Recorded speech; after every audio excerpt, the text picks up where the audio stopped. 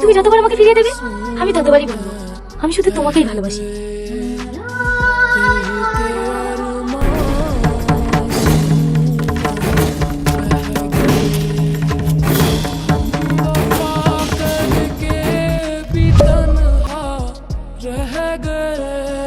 আমার রাস্তা চলো।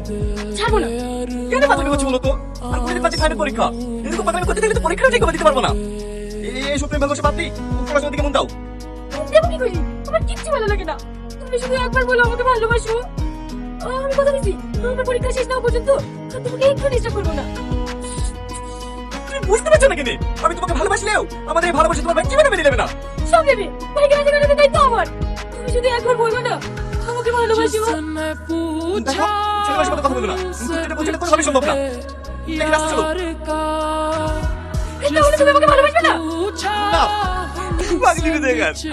তুমি মরে গেলে আমার কি হবে? মানে আমিও তোমাকে অনেক ভালোবাসি, কিন্তু এই কথাটা নিজের পায়ে দাঁড়ানোর পর তোমাকে বলতে চাইছিলাম। সত্যি? সত্যি। I love you. এই জায়গায় চার আমাকে চার। ও ছেলে মানে তো হ্যাঁ তোমার বল করে ফেলেছে। আপনি ওকে ক্ষমা করে দেন। ক্ষমতার বাইরে হাত দেবেন না। দোষ করেছি আমি, আমাকে শাস্তি দেন। কিন্তু এবার আমার পকেটে দিন তা আমার বেশি কিছু জানে না। সব দোষ কিন্তু টনির না, আমি বেশ কয়েকদিন ধরে দেখছি সালমা কিন্তু টনির পিছনে লেগে থাকে। ভাবি, সালমাকে দাদা ডাকছে। কেন? মাস্টার বলছে সালমাই নাকি ছেলেটার পেছন পেছন ঘুরতো। দাদা, সালমা চলে এসছে। কি রে মাস্টার বলছে তুই নাকি ওর সাথে প্রেম করলে পেছন পেছন ঘুরতে? কেন ভাই? ওই বিকালি বাচ্চার সাথে আমি কেন প্রেম করতে যাবো?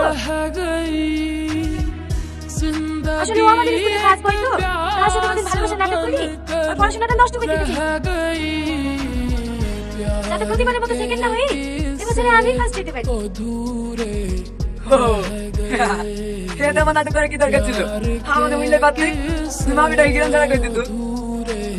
এই সকাল হওয়ার আগে তো চলে গেলে এই গ্রাম শেষ হয়ে যাবি। তোদেরকে না এই গ্রামে না দেখি।